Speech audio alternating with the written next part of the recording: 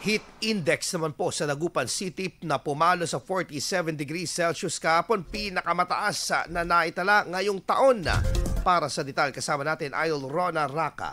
104.7 IFM Report. Muling nakapagtala ng mataas na heat index ang Pag-asa sa Dagupan City kahapon, ika-25 ng Marso. Sa tala, mula sa 43 degrees Celsius na heat index forecast, umabot sa 47 degrees Celsius ang naitalang actual heat index. Ito na ang pinakamataas na naitala ngayong taon.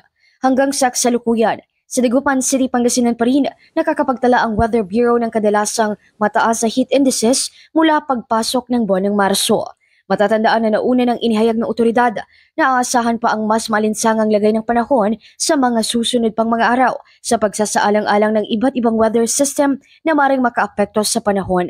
Pinalalahanan naman ng publiko na manatiling maging hydrated at huwag magbabad sa araw, lalo na sa mga pagitan ng alas 10 ng umaga hanggang alas 3 ng hapon. Mula rito sa IFM Dagupan, ito si Idol Rona Raka, Tatak IFM. IFM News. IFM News. IFM.